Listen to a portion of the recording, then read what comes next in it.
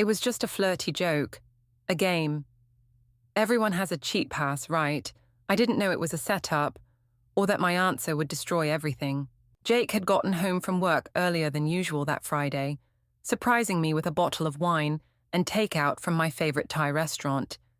He'd been working incredibly long hours for the past few weeks, preparing for some major presentation that could potentially lead to a promotion, so having an entire evening together felt like a rare luxury that we both intended to savor completely. We'd eaten dinner on the couch while catching up on the week's worth of conversations we'd missed due to his hectic schedule. He told me about office politics and deadline stress, while I shared stories from my own job and updates about our friends' relationship drama.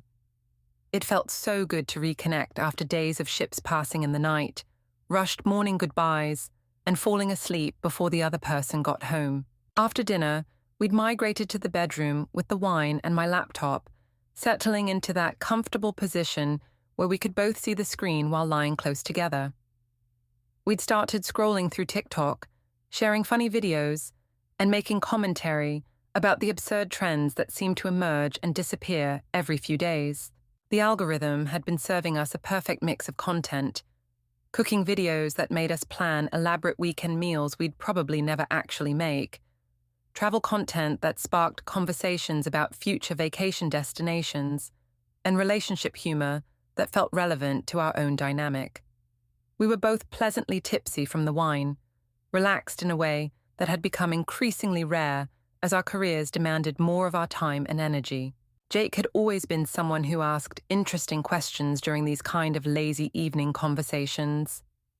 He was genuinely curious about my thoughts and opinions, always wanting to know more about how I processed the world and what went on in my head when I wasn't actively sharing my thoughts with him. That night, he'd been scrolling through some relationship content when he paused on a video about celebrity crushes and hypothetical hall passes. The video itself was pretty standard fare.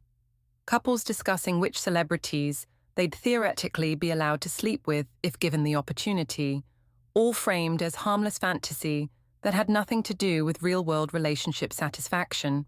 Jake watched the entire video with that thoughtful expression he got when something was genuinely interesting to him rather than just entertaining. When it ended, he turned to me with a slightly mischievous smile and posed what seemed like a perfectly normal question for couples who were comfortable enough to engage in that kind of playful speculation. He asked who my hypothetical cheat pass would be, framing it as a serious question, but with the kind of tone that suggested he was expecting an amusing answer that would probably lead to more flirty conversation about attraction and fantasy. I didn't hesitate for even a second before responding.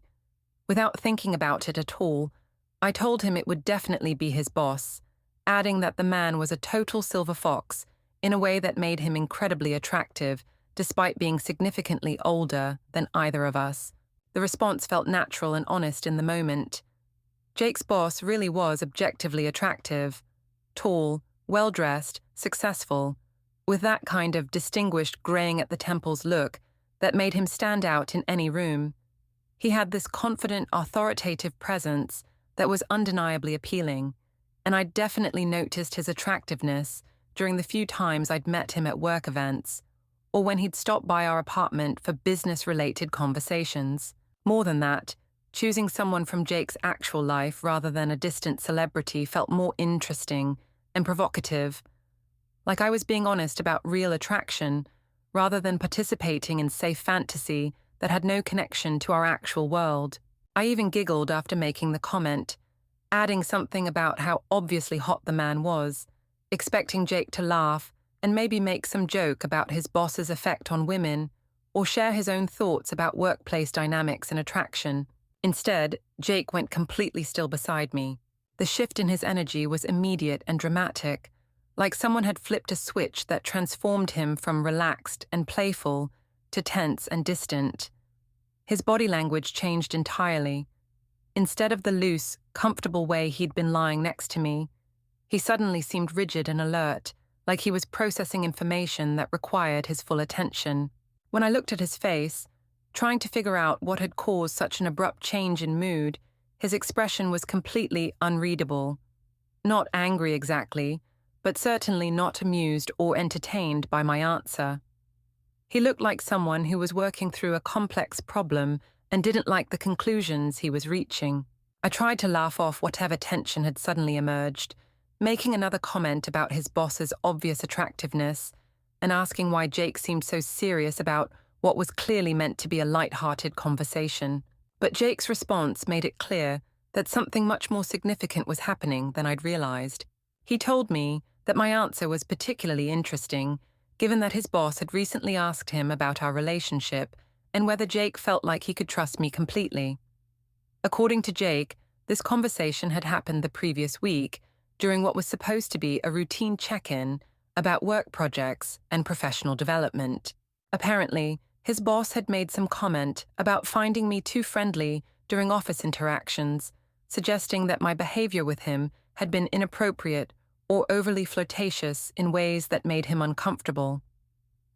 Jake had defended me, explaining that I was naturally outgoing and that my friendliness shouldn't be interpreted as anything more serious than basic social politeness. But now, hearing me identify his boss as someone I'd hypothetically cheat with, Jake was beginning to wonder if his defense had been misguided and his boss's concerns had been more legitimate than he'd initially thought. The revelation hit me like a physical blow. Not only had I accidentally confirmed his boss's suspicions about my intentions, but I'd also made Jake question his own judgment about my character and behavior. In trying to be playful and honest, I'd walked directly into what was apparently a test that I'd failed spectacularly. Jake stood up from the bed with movements that were controlled but clearly agitated. He wasn't yelling or dramatic, but his entire demeanor had shifted from intimate partner to someone who was reassessing everything he thought he knew about our relationship. When I tried to explain that my comment had been meant as harmless fun, that I wasn't actually interested in pursuing his boss or anyone else, Jake cut me off with the kind of cold finality that made it clear this conversation was over. He left the bedroom without another word, closing the door behind him with enough force to make his feelings unmistakably clear. The silence that followed Jake's departure from the bedroom was unlike anything I'd ever experienced in our relationship. We'd had disagreements before, moments of tension or miscommunication that required some cooling off before we could discuss things rationally. But this felt completely different, not like a temporary conflict that would resolve itself with time and conversation, but like something fundamental had shifted between us in a way that might not be repairable. I lay there in bed for what felt like hours, alternating between anger at what seemed like a massive overreaction and growing anxiety about what Jake's boss might have actually said about me. The wine that had made everything feel warm and relaxed an hour earlier now just made my thoughts fuzzy and panicked as I tried to replay every interaction I'd ever had with the man. Had I been too friendly? Too flirtatious? I'd always prided myself on being outgoing and socially confident, but maybe my behavior had been interpreted differently than I'd intended. Maybe what felt like harmless charm to me had seemed like something more deliberate and predatory to someone who was trying to maintain professional boundaries. But even if I had been overly friendly, Jake's reaction still seemed disproportionate to what had actually happened. I'd made a comment during what was supposed to be a playful conversation about hypothetical scenarios. I hadn't actually done anything inappropriate or crossed any real boundaries with his boss. Around midnight, I finally got up and went looking for Jake, hoping to find him in a more reasonable mood and ready to discuss what had happened like adults. Instead, I found him in the living room, sitting on the couch with his laptop open, an expression of intense concentration that made it clear he was working rather than processing our argument. When I tried to start a conversation about the misunderstanding, he barely looked up from his screen. He told me he had work to finish and wasn't in the mood to discuss anything else that night. His tone was polite, but completely dismissive, like I was a roommate interrupting his productivity rather than his girlfriend trying to resolve a conflict between us. I stood there for several minutes, waiting for him to close the laptop or give me some indication that he was willing to engage with what had happened between us. But he remained focused on his work with the kind of deliberate attention that made it clear I was being ignored rather than simply deprioritized. Eventually, I gave up and went back to bed alone, lying awake until nearly dawn, trying to figure out how a silly comment about celebrity attractiveness had escalated into this level of relationship crisis. The next morning brought even more devastating developments. When I woke up around 9, Jake was already gone from the apartment, not just out running errands or getting coffee, but gone in a way that suggested he'd packed deliberately and planned to be away for an extended period. His clothes were missing from the dresser and closet. His toiletries had been cleared out of the bathroom. His laptop, chargers, and other daily essentials were nowhere to be found. Even his coffee mug and water bottle had been taken from the kitchen, like he was erasing his presence from our shared space. The only evidence of what had happened was a text message that appeared on my phone while I was standing in our half-empty bedroom, trying to process the scope of his departure. The message contained a screenshot of a text I'd sent him the previous month, along with a brief comment that made everything infinitely worse. The screenshot showed a message I'd completely forgotten about, sent during one of those casual conversations couples have about their days. I told Jake that I swore his boss stared at me during every meeting, adding a laughing emoji to indicate that I found the situation amusing rather than uncomfortable. At the time, it had seemed like harmless observation about workplace dynamics, the kind of thing you might mention to your partner without thinking twice about the implications. But seeing it now, in the context of everything that had happened the night before, I realized how it must have looked to Jake. The message Jake had added below the screenshot was even more devastating than the image itself. Just 4 words that felt like a knife through my chest. Enjoy your silver fox. The casual cruelty of that sign-off made it clear that Jake wasn't just hurt or confused about what had happened between us. He was done with our relationship entirely, convinced that my comments had revealed something fundamental about my character and intentions that he couldn't accept or forgive. I tried calling him immediately, but the phone went straight to voicemail.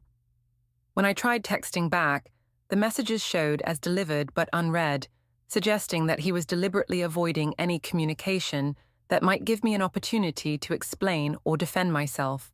The apartment felt enormous and empty without his presence, like all the warmth and life had been sucked out of the space we'd shared for over a year. Every room contained evidence of the partnership we'd built together: shared books and kitchen appliances, photos from trips and special occasions, little decorative touches that reflected our combined aesthetic preferences. But now it all felt hollow and meaningless, like I was looking at artifacts from someone else's life rather than my own recent history. I spent the rest of that day in a state of shock, unable to concentrate on anything else, while I waited for some indication of what Jake was planning to do next. Would he come back to collect more belongings? Did he intend to break our lease? Was this a temporary cooling-off period or a permanent end to our relationship? But my phone remained silent throughout the entire day, providing no answers or clarity about what my immediate future was supposed to look like. The following week brought a series of devastating developments that made it clear Jake's departure wasn't a temporary overreaction that would resolve itself with time and better communication. This was a systematic dismantling of our shared life, executed with the kind of efficiency that suggested he'd already thought through all the practical implications and made permanent decisions about our future. The first sign came when I realized that several mutual friends had unfollowed me on social media. Not everyone, but enough people that it was clearly coordinated rather than coincidental. Jake had obviously told his side of the story to our social circle, and people had chosen sides based on whatever information he'd provided about what had happened between us. The most painful unfollows came from friends I'd considered closest to me. People I'd introduced Jake to, people who'd been my friends first, before becoming our friends as a couple. Their willingness to cut me off completely suggested that Jake's version of events had painted me in an extremely unflattering light, possibly even worse than the reality of what had actually happened. I tried reaching out to a few people directly, hoping to explain my perspective, or at least understand what they'd been told about the situation. But my messages were either ignored entirely or met with polite but distant responses that made it clear people didn't want to get involved in whatever drama they perceived between Jake and me. The social isolation was devastating enough, but it was nothing compared to what happened at work. 3 days after Jake's departure, I received a formal email from HR requesting a meeting to discuss what they termed workplace dynamics and professional boundaries. The language was carefully neutral, but the implications were immediately clear. Somehow, my personal relationship drama had become a professional liability that required institutional intervention. The meeting itself was one of the most humiliating experiences of my professional life.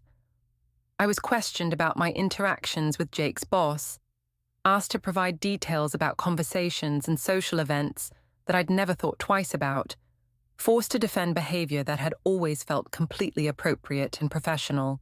The HR representative was careful not to make any direct accusations, but the line of questioning made it obvious that formal complaints had been filed about my conduct.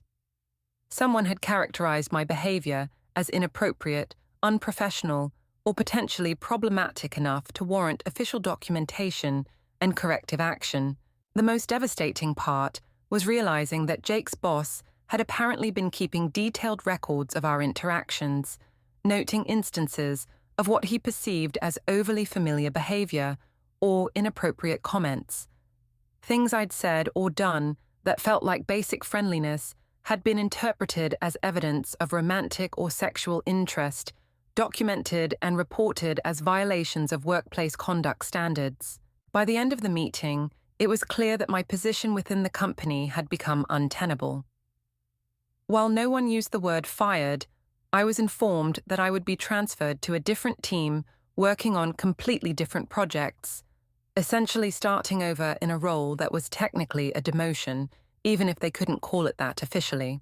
The transfer was framed as a way to avoid any potential discomfort or complications that might arise from continued interaction between Jake's boss and me. But everyone involved understood that this was punishment for behavior that had been deemed inappropriate, regardless of my intentions or actual actions.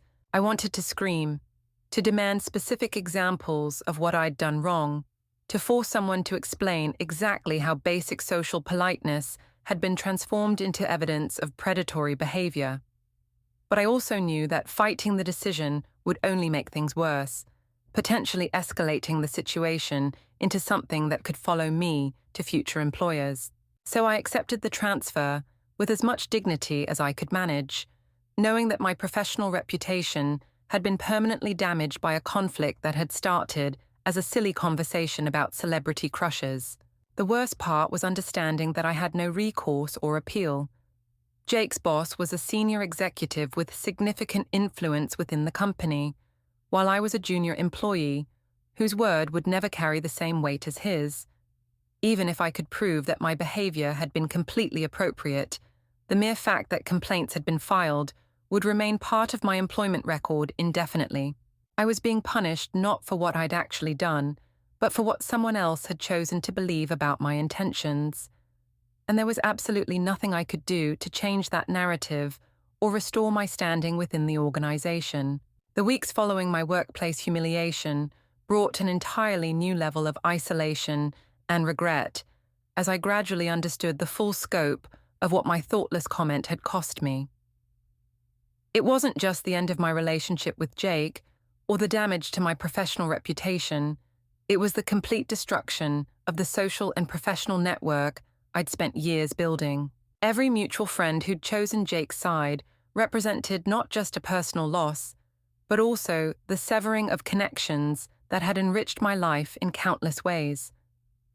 Dinner invitations stopped coming. Group text conversations went silent when I tried to participate. Weekend plans that used to include me were happening without any acknowledgement that I'd been excluded. The professional consequences were even more far-reaching than I'd initially realized. Being transferred to a different team meant losing relationships with colleagues I'd worked closely with for over 2 years, people who'd been mentors and collaborators and sometimes friends. My new role was technically equivalent in terms of salary and responsibilities, but it felt like being demoted to irrelevance within the company culture. Worse, I started to notice that other employees were treating me differently. Not openly hostile, but definitely more distant and formal than they'd been before. Word had clearly spread about the circumstances of my transfer, and people were making their own judgments about my character and professionalism based on whatever rumors were circulating. I became hyper-aware of every interaction with male colleagues, constantly second-guessing whether my behavior might be misinterpreted as inappropriate or overly familiar.